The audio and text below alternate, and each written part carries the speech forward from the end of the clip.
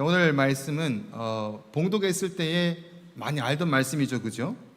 교회를 조금만 어렸을 때 다녔던 분이라면 누구나 아는 말씀입니다. 오늘 이 말씀, 너희는 이전 것을 기억하지 말라, 옛 일을 생각하지 말라. 보라, 내가 새 일을 행하리니 이제 나타낼 것이라. 설레게 하고 기대가 넘치게 되는 이런 말씀입니다. 오늘 여러 가지 순서가 있기 때문에 말씀을 원래대로 30분, 40분 하기에는 날씨도 덥고 그러지 않나라는 생각에 15분만 준비했습니다. 너무 좋아. 너무 좋아하시네. 왜 그러시죠? 우리 민구 형제는 15분이라 그랬더니 목사님 말씀 더 길게 하셔야 된다고.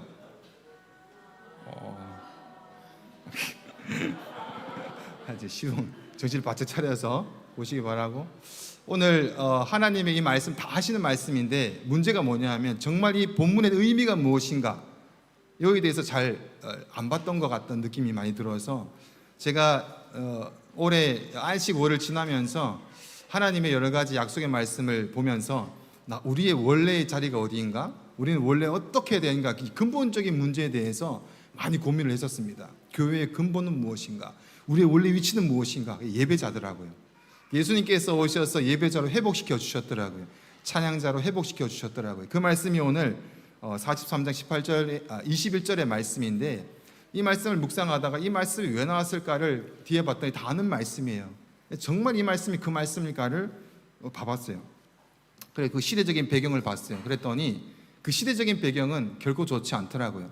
이스라엘 백성들이 하나님 말씀에 불순종해서 하나님이 옆에 열국을 들어가지고 아수르를 들어서 치던 이렇게 바벨론을 들어 치던 해서 지금 바벨론을 쳐가지고 자기 땅에 있을 때가 아니라 노예로 끌려갔을 때에 이 말씀을 이사야 선지자가 얘기를 하고 있습니다.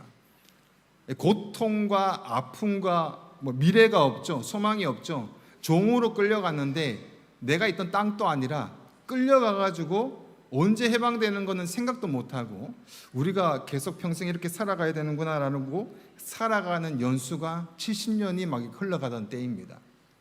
이런 고통과 아픔 시절 가운데 이사야 선지자를 통해서 이 말씀이 선포가 되었던 거예요. 하나님께서 하나님의 백성들을 사랑하셔서 중요합니다. 사랑하셔서 열국을 들어서 치십니다. 이유는 간단해요. 하나님의 사람들이 하나님 말씀에 순종하면서 살면 제일 가장 복되고 귀한 걸 아는데 욕심이 생기고 욕망이 생기는 거예요. 돈을 좀 더 벌고 싶은 거예요. 좀 더 다른 사람보다 풍요로운 삶을 살고 싶은 거예요. 좀 더 남들이 보기에 저 사람은 참 가진 것도 많고 부족함이 없네라고 할 정도로 뭔가 쓸어모으고 싶은 거예요. 그래서 하나님의 말씀 가운데 너희가 땅에 농사를 지을 때에 7년, 8년, 9년 짓지 말고 6년까지 짓고 1년은 땅을 놀려라. 땅이 회복해야 된다. 안식을 가져야 된다라고 말씀하셨는데 사람들이 그렇게 하지 않는 거예요. 왜? 1년을 놀리면 그 비용이 얼마나 손해입니까? 그래서 자신은 쉴지 몰라도 우리 집에 있는 내 종은 일을 시키기 시작합니다. 안식일에도 일을 시키기 시작하고 안식년에도 일을 시키기 시작합니다. 하나님의 안식을 깨뜨리는 범죄를 저지르게 됩니다. 무엇을 때문에? 자기의 욕망과 욕심과 탐욕 때문에 하나님의 명령을 어기게 됩니다. 하나님은 그래 너는 이런 나쁜 자식 절로 가 이렇게 하지 아니하시고 회복시키기 위해서 아수를 들어서 노예로 끌려가기도 하고 바벨론으로 끌려가기도 해서 그들이 생각할 수 있도록 시간을 줍니다. 근데 이전에 아수르에 끌려갔을 때는 잘 생각을 못해요.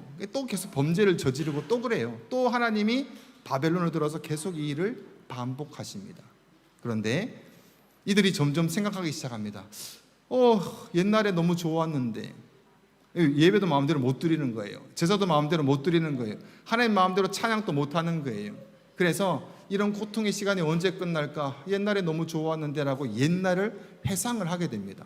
야, 하나님 옛날에 멋졌지? 애굽에서 출애굽할 때 진짜 하나님 대단했었어. 바다를 쫙 가르고 막 엄청났었지. 추억을 막 하는 거예요.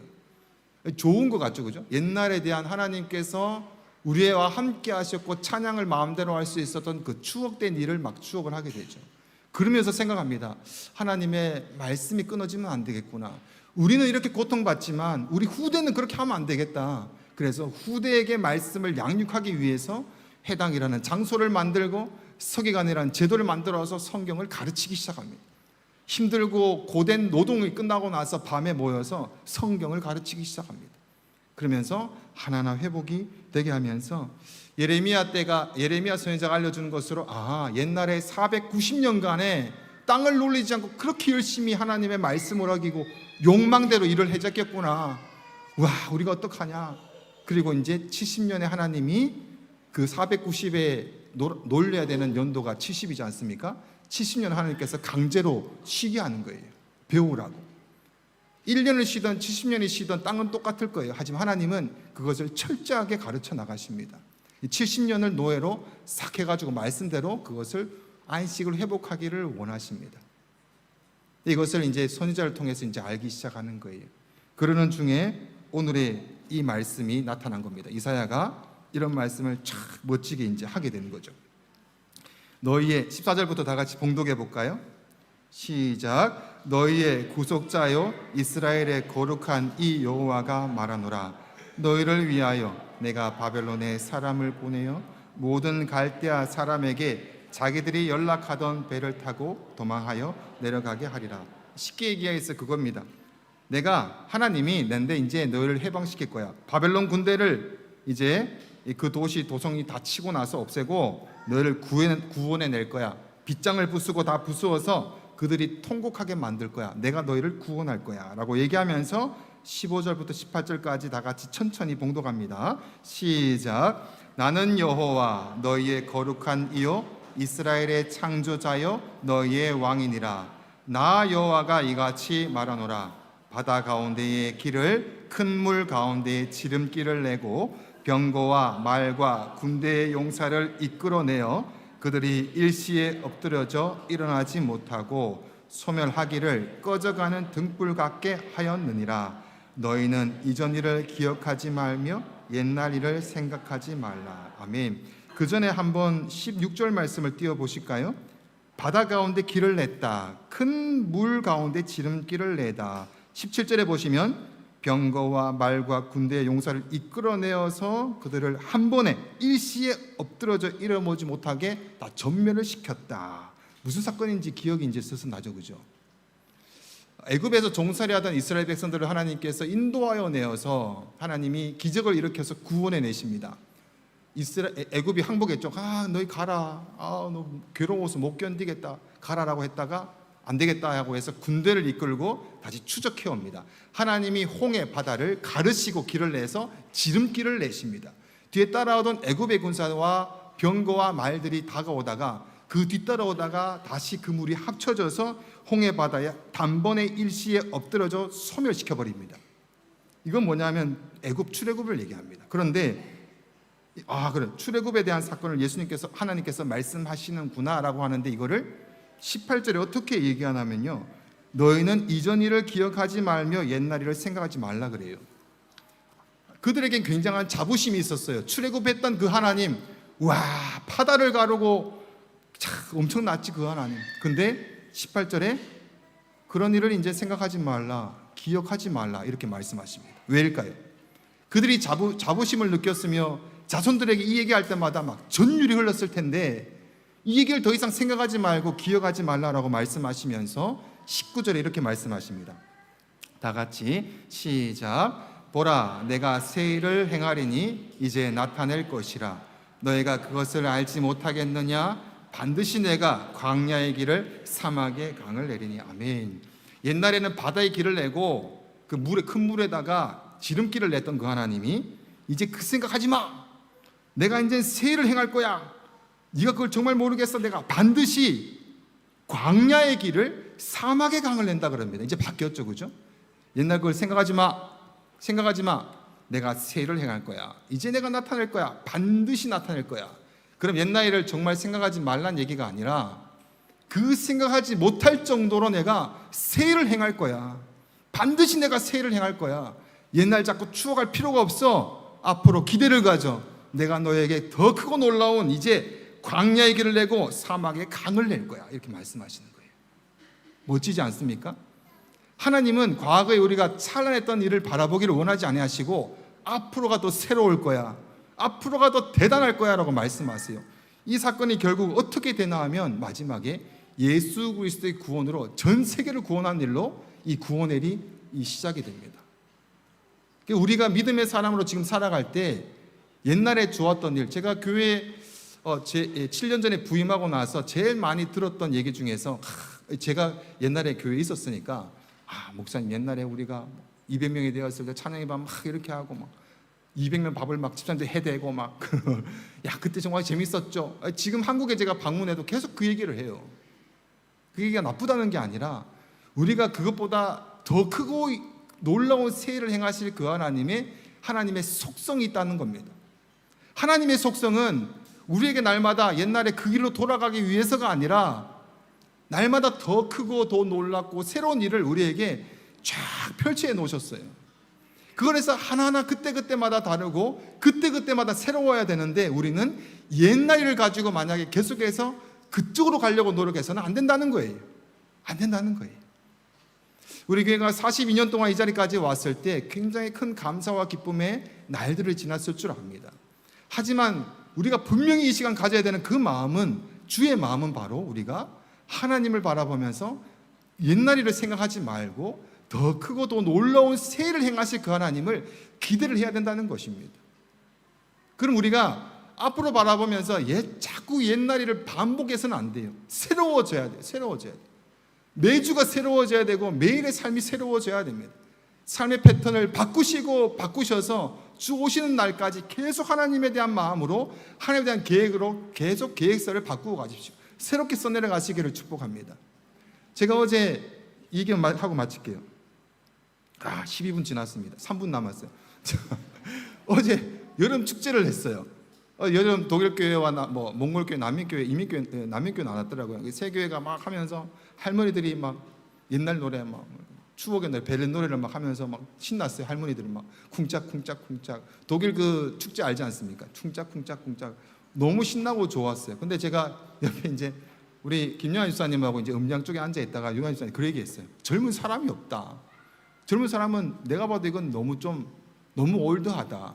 할머니 할아버지 너무 좋아하는데 젊은 사람들은 할 게 없다. 할 게 없다. 그러면서 독일교회에다가 얘기를 해야 될 것 같다. 예수님 빼고 다 바꾸셔야 될 것 같다. 우리가 다음 세대를 얘기하고 하나님 주신 새로운 것을 기대한다면 우리 생각과 우리의 계획이 많이 열려 있어야 될 것 같아요. 중심되는 축을 빼고 예수 그리스도의 진리의 말씀 빼고는 다 풀어두고 한 번 더 다시 옛날 일대로 하는 것이 아니라 하나님께서 주실 새로운 일이 무엇인지를 주시옵소서라는 기대 가운데 계속 새로운 발판을 세워 나가야 될 것 같아요. 제가 이제 요번 이제 주 오늘 모여요. 이제 찬양의 밤에 준비 모임이 하는데 이번 찬양의 밤이 20주년이나 됐어요. 20주년. 20년 동안 찬양의 밤을 했어요. 지난 시간 찬양의 밤을 되새겨 봤더니 계속 똑같은 패턴으로 돌아갔던 일을 제가 보게 됐습니다. 대상도 똑같고 내용도 거의 비슷했어요. 제가 과연 찬양의 밤에 대한 새로운 일은 무엇일까? 그게 대본에 마음에 이렇게 들기 시작했습니다. 여러분들은 여러분의 삶 가운데, 가정 가운데, 학업 가운데, 일터일 가운데 새로운 일을 기대를 하십니까? 아니면 똑같은 하루의 삶이 또 시작되는구나. 제가 오늘 말씀을 보면서 1세대 분들이 막 생각이 나더라고요. 이제 일도 안 하시고 집에서 이제 그 연금 생활 하시면서 혹시나 똑같은 반복되는 일을 하고 계시진 않을까. 매일매일 어떤 새로운 것을 기대를 하실까라는 생각이 들었습니다. 오늘 오신 1세대 분들을 축복합니다. 날마다 새로운 하나님의 능력과 기대를 넘쳐나는 삶이 되시기를 축복합니다. 아멘. 그래서 우리 1세대 분들도 주 오신 날이 가까울수록 더 열심히 밥을 하자 뭐 이런 얘기가 아니니까 그런 생각하지 마시고 더 열심히 하나님께서 주신 그 일을 내가 새롭게 기대하지 못했던 것이 무엇인가를 바라보면서 열심히 날마다 새롭게 세워가시기를 축복합니다. 그리고 우리 모든 우리 성도들이 이제 시작점을 알려서 이제부터는 날마다 새롭게, 매주 새롭게, 매년 새롭게 여러분의 가정과 일터와 교회의 일들이 되시기를 축복합니다. 아멘. 우리 찬양하고 이제 기도합시다.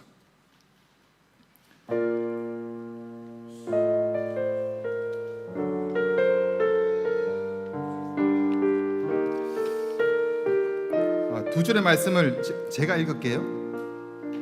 장차 들짐승 곧 승냥이와 타조도 나를 존경할 것은 내가 광야의 물을 사막의 강들을 내어 내 백성 내가 택한 자들에게 마시게 할 것입니다. 하나님의 새로운 나라가 도래할 것을 선포하고 있습니다. 이 백성은 내가 나를 위해 지었나니 나를 찬송하게 하려 함이니라. 찬송하지 못하게 했던 노예 생활에서 이제는 새롭게 구원해내서 내가 멋지게 너를 다시 한 번 더 만들어 갈 거야. 너의 원래의 자리는 찬양하기 위해서 만들었어라고 하며 예배 자리에 불러주십니다. 주님 곧 오십니다. 마지막 이 종말의 시대 가운데 살아가는 우리들이 새로움을 바라보면서 이것을 많이 옆에 있는 교회 공동체와 나누었으면 좋겠습니다. 그래서 날이 가면 날이 갈수록 모르게 나도 기대가 너무 된다. 뭔지 모르겠지만 기대가 넘쳐서 그 기대의 눈으로 바라봤을 때 하나님께서 하시는 놀라운 일들이 목도가 되고 우리 마음 가운데 우리 눈 가운데 정확히 나타내 보여주시는 복된 여정이 되시기를 축복합니다. 아멘.